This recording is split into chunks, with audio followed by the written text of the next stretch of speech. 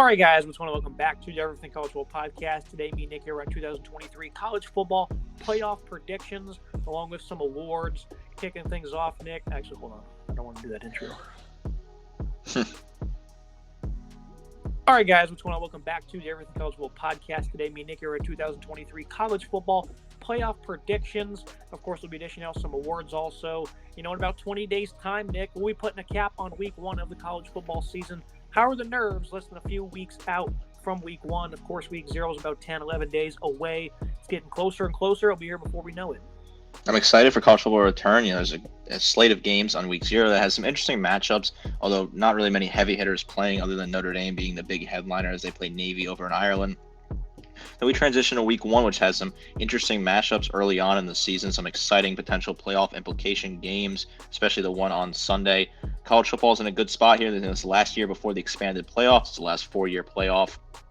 It looks to be that there's a lot of different teams in the hunt already early in the year. A lot of people are high on some teams. A lot of people are low on some teams. I think there's a good amount of parity right now. We're excited to see what can happen as Georgia goes for their three-peat, a very rare thing to have in sports.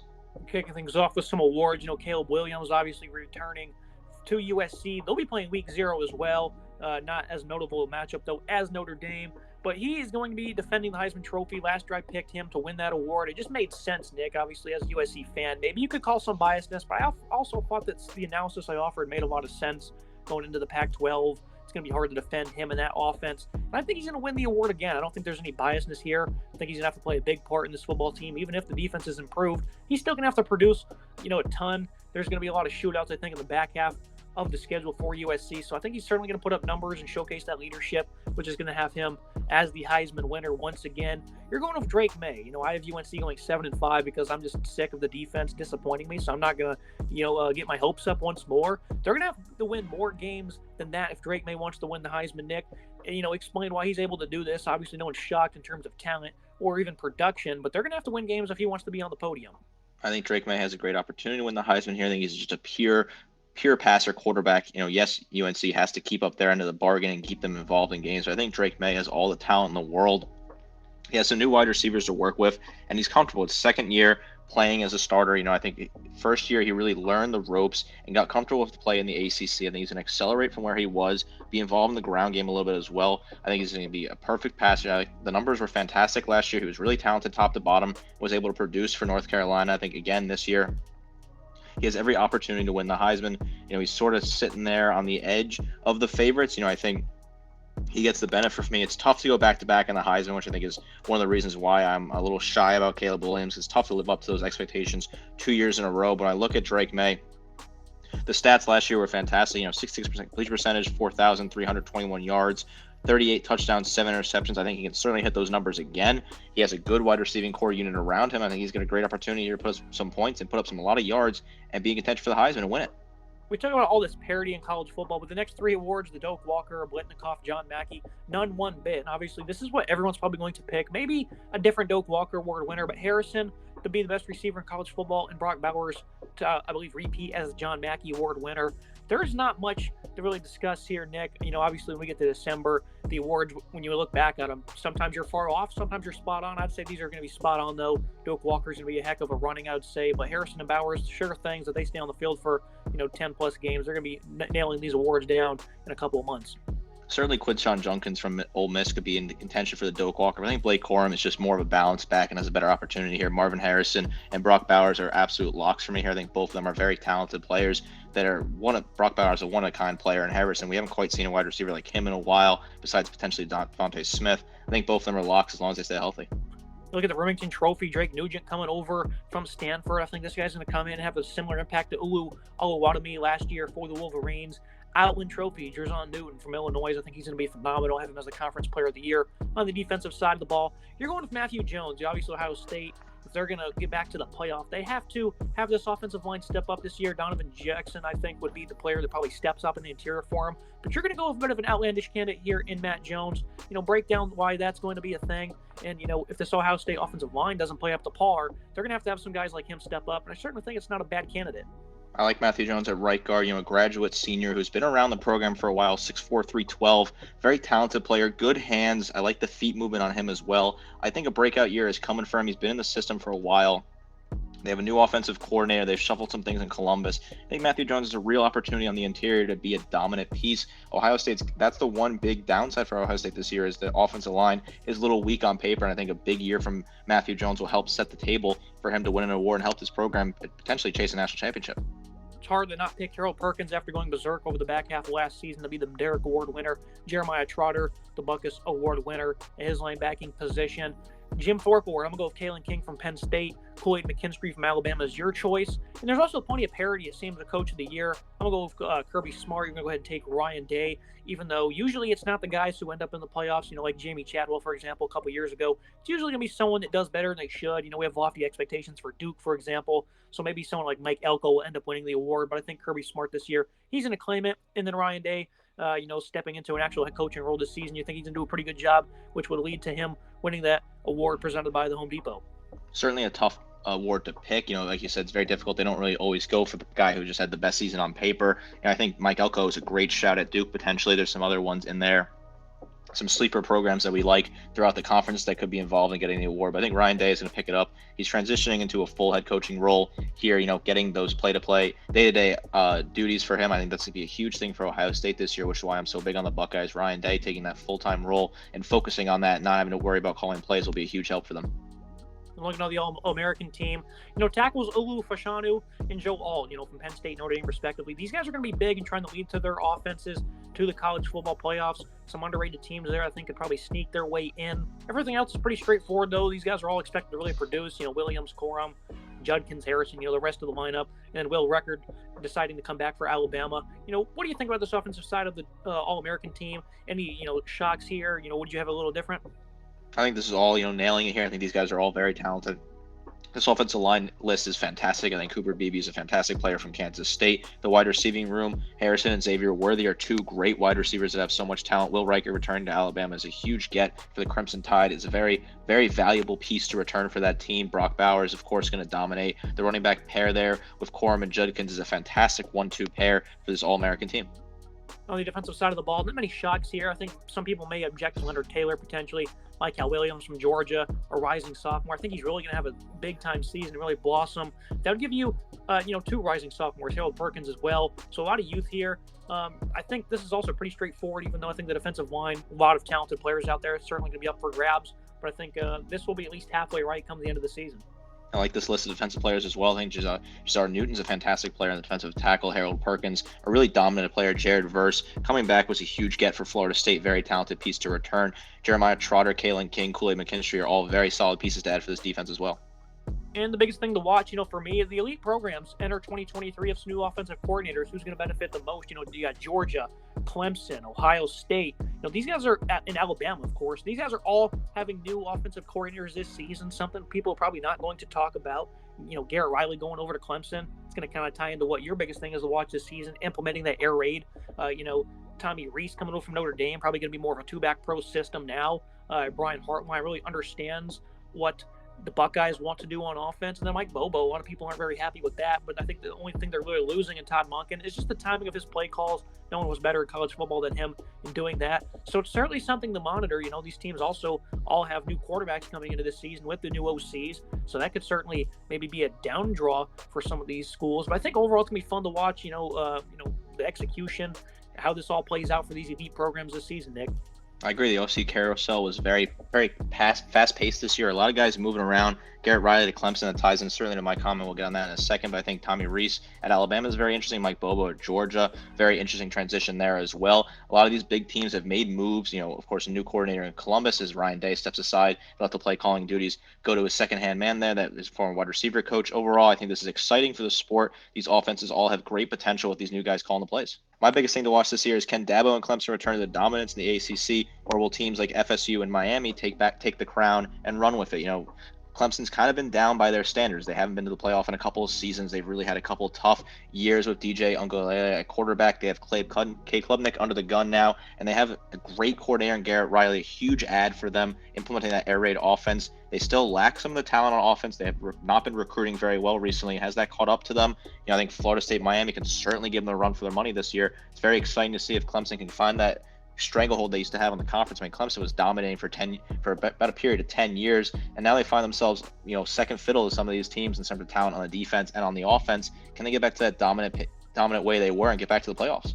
Florida State really closing the gap, some big-time work in the portal for them. I think it's only going to continue to get brighter for Mike Norvell, who's finally gotten some respect from the fan base. In Miami, I think Mario Cristobal is really going to also close the gap, and they're going to be an established contender. And that's pretty evident with two players on the defensive All-American team for the Hurricanes. So I definitely think that's something big to watch this year because Clemson, like you said, they've not really been dominating as of late, and Tony Elliott, their coordinator, was gone last year. Same with Brent Venables, so there's a lot of turnover in the program. This is a real tough time, very gloomy for Dabo. I think they'll certainly figure it out, though.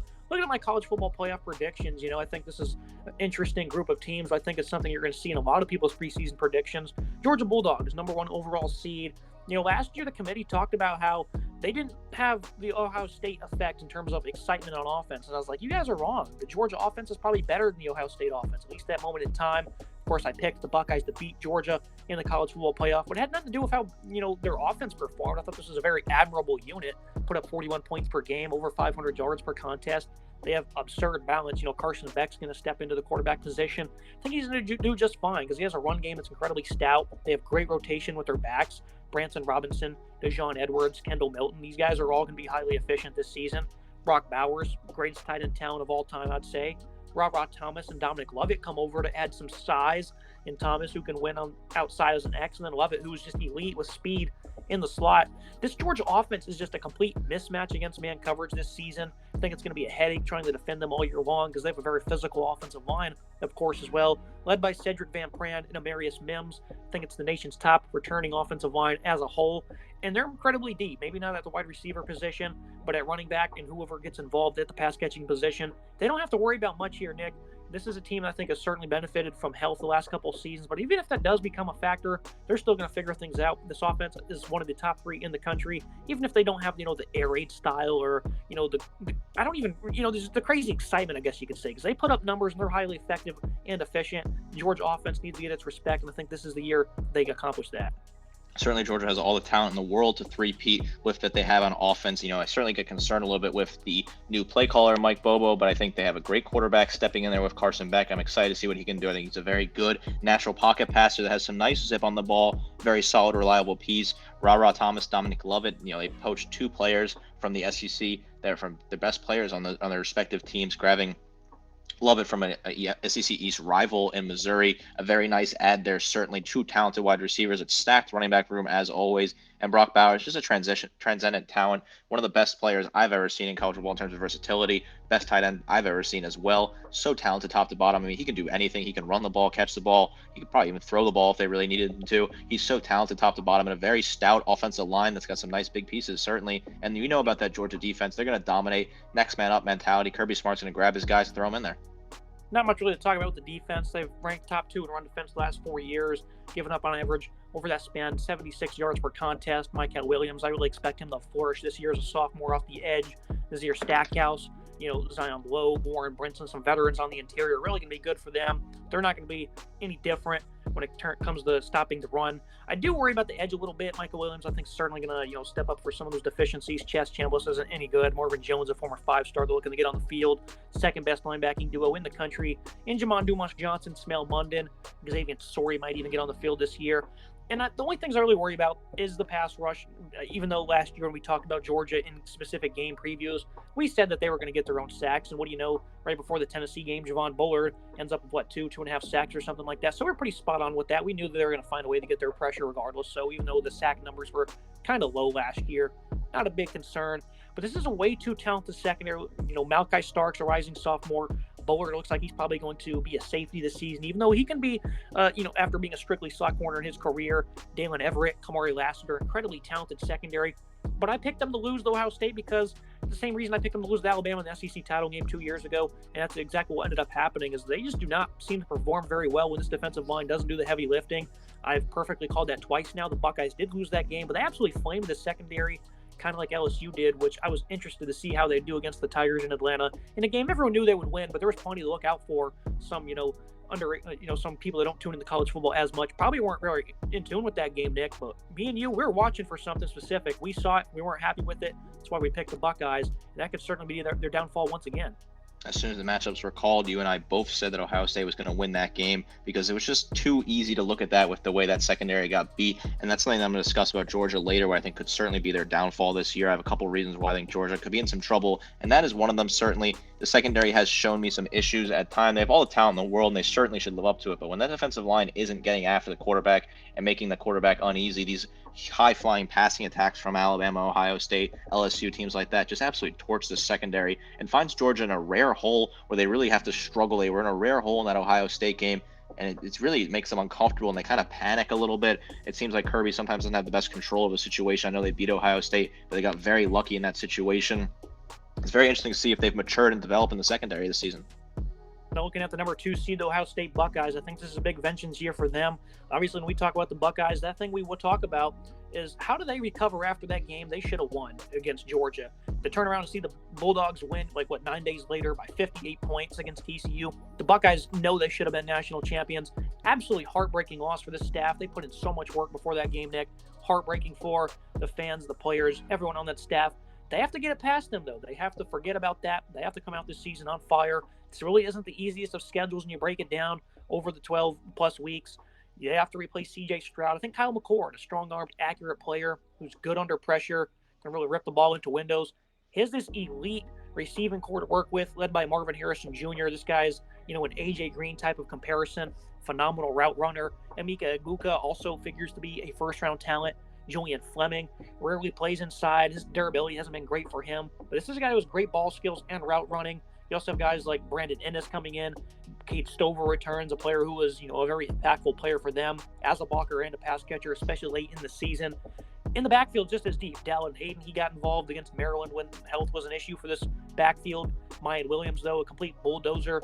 Love his physicality, some good speed for his size of 5'9", 225. And Travion Henderson, a guy people forget about, had a phenomenal true freshman season 2 years ago.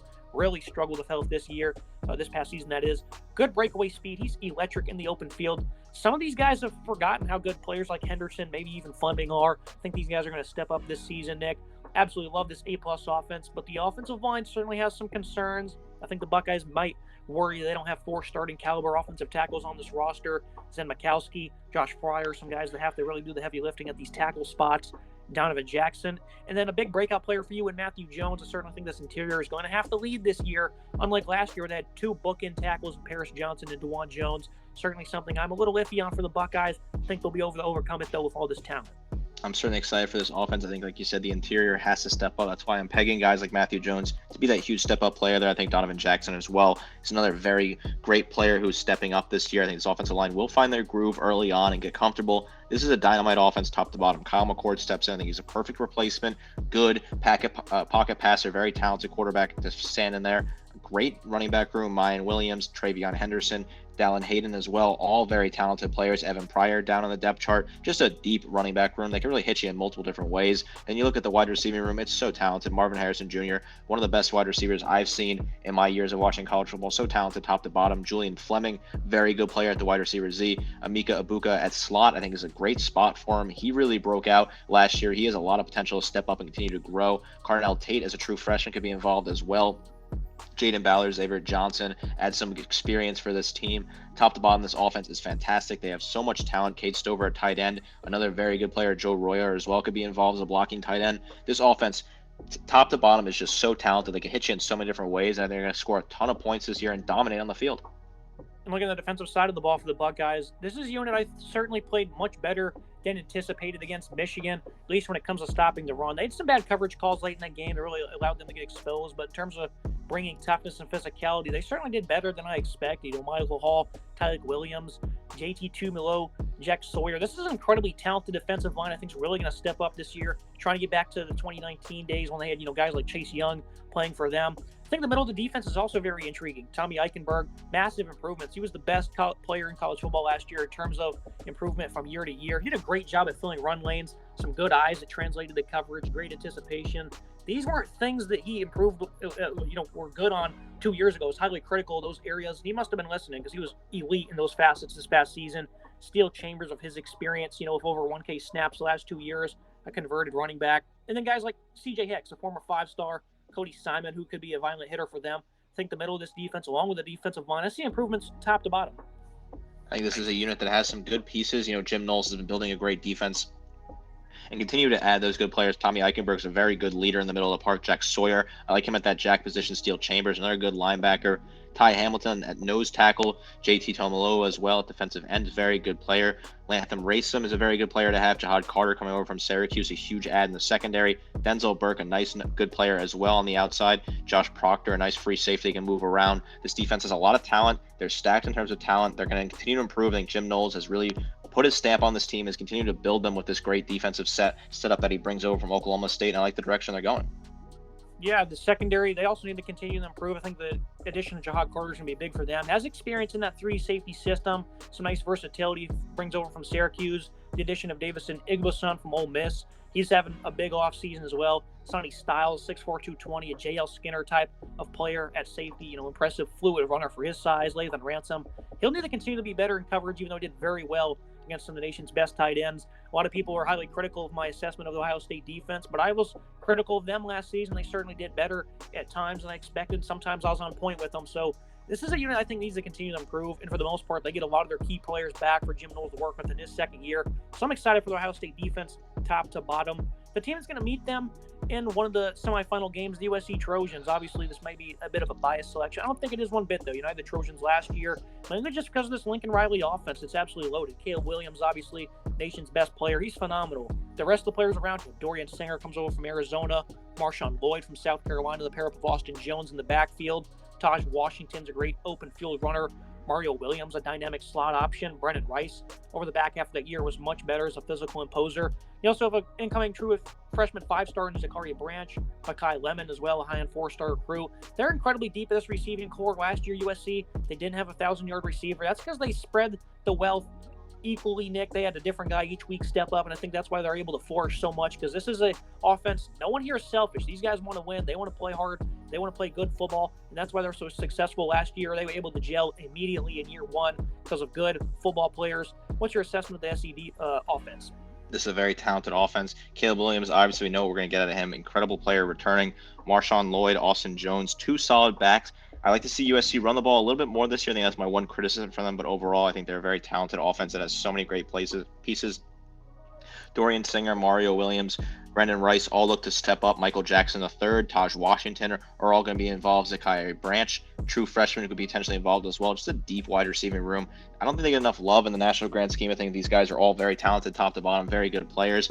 This offensive line, nice plug-and-play pieces here. They brought in some new pieces from the portal. Lincoln Riley got the job done and grabbed the piece they needed to grab. I think Michael Tarkin at left tackle is a huge add. Very excited to see what he can do. This USC offense scored a ton of points last year. They should score a ton of points again this year. They're a very good, high-flying offense that has a nice way to hit you in multiple different facets. They'll put up a ton of points in the Pac-12. Yeah, like you said, the running game, they only had 2 games of 40-plus carries last year. And in the games where they had 37-plus, they were actually quite efficient. So a couple more carries, I think, will go a long way in helping this rushing attack be more consistent, because that was something last year certainly wasn't great for them. They only had a couple 200-yard games on the ground. I know Riley wants to certainly impose more up front. And, of course, guys like Marco Torquan, Jarrett Kingston, Emmanuel Pregnon, these guys transferring over with Jonah Mayhem, who allowed 0 sacks last year. It's going to be great for this offensive line. Of course, Justin Dijic is also coming back at center. Defensive side of the ball, though, is going to be the key here. Bear Alexander coming over from Georgia. This guy's great in the run game, good at stacking and shedding. Figures to be a tone setter for this defense. They're happy to have this guy. I know they went all out in terms of NIL. He was showing off a very fancy condo. He was great in the national title game with 2 TFL and a sack. They picked up other guys like Kyon Bars, Jack Sullivan, Tyrone Talani is a returning guy who's a transfer from last year, Anthony Lucas. So they have a lot of new faces here. 5 of their additions on the defensive side of the ball in the portal. We're on this defensive line. I think this is going to go a long way in helping this run defense improve from 80th to potentially top 50, Nick. That might be too lofty, but I certainly think that this is something they can do this year. The defense, they return 8 starters. The 2 players they do lose, though, 2E2 below 2, Justin Blackman. These guys were elite players last year, All-Americans for them. Kalen Bullock was another player who was elite for them at safety. So it's strange. They had 3 players that were flat out phenomenal for them. The rest of the defense, not so much, though. They really certainly want to play more as a team this upcoming season. This is a defense that needs to improve. This is going to be the one thing that could potentially handcuff this team. Adding Bear Alexander is a massive add. He's a fantastic run blocker and great defensive piece in the middle there. Great at defensive tackle. I really like that. He really like what he can do. He's a huge addition and really could be the turning point for this team. They made a lot of work on the defensive line. Anthony Lucas, Kyron Bars as well, Jamali Muhammad as well They've added so many players, Jack Sullivan. They made the moves they needed to on the defense. They added pieces in to replace departing talented pieces. This defense was very poor at times last year. I think they have a really good opportunity to step up here and be involved in the playoffs. Yeah, Mason Cobb coming over from Oklahoma State, a high energy player. He's going to have to be a good pass rusher for them and also bring some leadership. Tackling fundamentals drastically need help, though. That's something we've alluded to in the past, especially under Clay Helton. That was a big problem. Eric Gentry had a tough season. Shane Lee as well. These guys played a lot, though. Rayshawn Davis made some big strides. And then incoming four-star Tackett Curtis. I think they really improved this linebacking core this season. Christian Roland Wallace comes over from Arizona, the anchor, one of the cornerback positions down. Willing run defender, does a good job using the sideline to trap opposing wide receivers. A good player in press as well. Bullock, of course, he was elite in coverage for him. Number of interceptions, showcased some great length and leaping ability. He was also a great tackler. What needs to improve in the secondary? Communication. Playmaking was actually a big plus for them. They have, like 19 interceptions. They got absolutely carved up, though, for the most part of the year. Christian Pierce, they're happy with him. Jacob Covington was solid towards the end of the year. Jalen Smith, Sierra Wright, all gained good experience. Zion Branch, Damani Jackson, rising sophomores are ready to compete this year. Those guys were former high-end recruits. So I think, this USC defense, when you look at it, they're pretty happy with what they have. They have a lot of guys that gained experience last year, added some big-time players in the portal. Improvement seems imminent, Nick, but if not, it's going to be an incredibly disappointing season because you do not want to waste Caleb Williams' final year. They certainly need to improve on defense. This is the one thing that is holding this team back is can they find a pulse on defense? They struggled this past season. The secondary added some pieces as well. They potentially improve. Eric Gentry needs to have a huge step up. Kalen Bullock is a great guy to return at strong safety. Very talented, hard-hitting player. I think the defense will improve. I think they have to. I think they're going to find a way to get it done. They could have used a new defensive coordinator potentially, but outside of that, I think this team is in a good position here in what is the final year of the modern Pac-12, and they can make a run for the playoffs here. And the number 4 seed, the Florida State Seminoles. This is a team a lot of people have some lofty expectations for. Got to get past Clemson, who I have them losing to in the regular season, but I still have them winning out in the regular season. And the conference championship game, punching a ticket to the playoffs. Jordan Travis, this is the guy who's an underrated candidate to win the Heisman. He's also an elite improviser. He's really developed some good pocket awareness, too. A true dual-threat player who's expected to produce very well this season. Was a very good decision-maker all of last season. Trey Benson, a former transfer, physical runner, runs upright with his pads high, great ball security, good yards after contact player. Johnny Wilson utilizes every bit of his frame on contested catches, 6'7", 235. Obviously has a great high point. He's a former Arizona State transfer. Winston Wright didn't play last year after coming over from West Virginia. Pure slot weapon, mainly used underneath. Hakeem Williams, an incoming true freshman 5-star. They also added Keon Coleman late in the cycle from Michigan State. Jaheim Bell from South Carolina. Kyle Morlock from the FCS levels. I mean, they have absolutely attacked the portal at these skilled positions, and it worked for USC last year, Nick. I think Florida State's hoping to have the same impact now that they've really gotten some of their guys in this season. They've added a ton of pieces here, which I think are very exciting to plug in. Keon Coleman's a fantastic wide receiver at the Z role. Jaheim Bell at tight end is a very talented player, really a good do-it-all kind of tight end there. Casey Roderick, Jeremiah Byers as well, 2 very solid pieces to add to the offensive line. They returned Jordan Travis, who some people are picking for their Heisman. He's a very talented quarterback that's got a great tool set out there. He's very good in the pocket, pretty good on the ground as well. Trey Benson, a very talented running back who could run over some people and has some nice speed. Winston Wright, Johnny Wilson, 2 very talented wide receivers. This offense has a lot of talent. They put up a lot of points. They're going to be competitive in the ACC in terms of scoring a lot of points every single weekend. They have a nice balance there with the running game and the passing game. I think they're in a good spot. They really struggled to pass block this past season. They went out, added some help in that department, though. Casey Roderick, he was one of the lone bright spots for Colorado. Kellen Andre Jones, 6'4", 340. He was inconsistent, but when he was on point, he was a great pass blocker. Bless Harris comes back from injury for him. Maurice Smith was a little bit better down the stretch. Dimitri Emmanuel played 800-plus snaps. So they have a handful of options on the interior. And then Jeremiah Byers, a guy who was a phenomenal player for UTEP, arrived. So overall, this is a great offense. They're going to have to improve in that area, though. Not too many concerns. I think we'll be just fine, though, in terms of pass blocking. One of the nation's top defensive line, those for me. Darnell Jackson, 6'6", 300. Fabian Lovett really came back and was a good run gap clogger for them, showcasing his great strength. Braden Frisky, 10 sacks over the past 2 years for Western Michigan. He was one of the best defenders in college football against the run. Really proactive pass rusher as well. Patrick Payton as a freshman last season really showcased his reach and flexibility. Pretty good raw prospect that's going to continue to improve. And of course, the cream of the crop here, Jared Verse, great first step. He's phenomenal at shooting gaps with quickness. He showed up and made a complete impact week 1 against LSU this past season. He could have been a first-round pick, bona fide stud here. He decides to return to FSU to pick up some hardware this season, and boy, will he. This is a very good unit that has some incredible talent on this defensive line. Jared Verse, just an incredible player. He came over from Albany. We thought he'd be a very big impact player. We didn't know how much the impact would be, and man, were we both impressed. So talented, could have been a top 10 draft pick this past year, but he returns to Florida State looking to pick up some hardware, potentially an ACC conference championship or a national championship. He's such a great player coming off the edge, so talented and so dominant. Patrick Payton, Fabian Lovett are also two very talented pieces. Braden Frisk is a great add at defensive tackle. This front defensive line here is just fantastic. These guys get after the quarterback. They're going to get a lot of sacks this year. They're going to be great against the run as well. A very dominant unit, and what is the headlining for this Florida State team? Another former transfer in Tatum Bethune headlines the linebacking group. Kalen DeLoach, some good toughness. He's a bit undersized. He has some great speed. And DJ Lundy, a complete hard hitter. You know, we just kind of raved about this front seven real quick. And they were 75th last year against the run, Nick. They had 3 games where they allowed 250-plus yards. They were 3-0 in those games. These were all one-score contests that could easily have went the other way. The run defense needs to be better, Nick. They're going to be top 15 this season. If not, they're not going to make the playoffs. I certainly think that is the expectation. I don't think it's hard to improve them. I don't think it's, too much to expect for them to improve that many spots. The pass defense is also going to be quite sound as well. So if they can do that, they're going to have one of the top defenses in the country. If they disappoint, though, that's going to be on Mike Norvell's shoulders. Certainly is going to be on Mike Norvell's shoulders. Defense disappoints. There are some good players. Fentrell Cypress was a great add. Tatum Bethune's a very good linebacker who stepped up. Greedy Vance is a very good nickelback, and we moved around the defense in the secondary. I think Mike Norvell has an opportunity here to take this Florida State team to heights they haven't seen in 10 years since Jimbo Fisher's tenure when they won a national championship with Jameis Winston under the helm.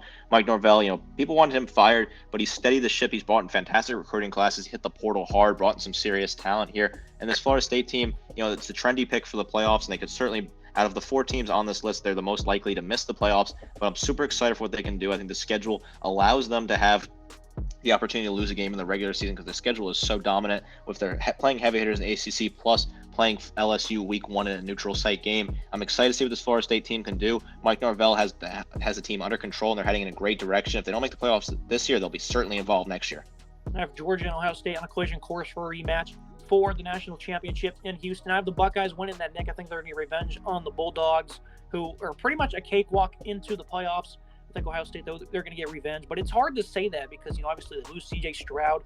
They lose a great tackle, 2 first-round picks there, and then another phenomenal player, DeJuan Jones. This offense certainly seems like it's going to be a little bit less than it was last year. So obviously, obviously if you're just a casual fan, you'd say, well, how are they going to be better after losing those players? And that's obviously a fair assessment. But I think, Brian Hartline stepping into the OC, Ryan Day being able to go back into a head coaching role, a lot of these things that are certainly affecting this football team, the nitty-gritty small things, they're going to be able to fine-tune those, and this is going to be a team that's certainly going to be able to execute this upcoming season. I think Jim Knowles' year, too, with the guys he gets back, these guys are going to be much better on the defensive side of the ball. I think they're going to be able to beat Georgia like they prepared last year, better than they prepared all year long. They're going to do that once more. They're going to be incredibly focused.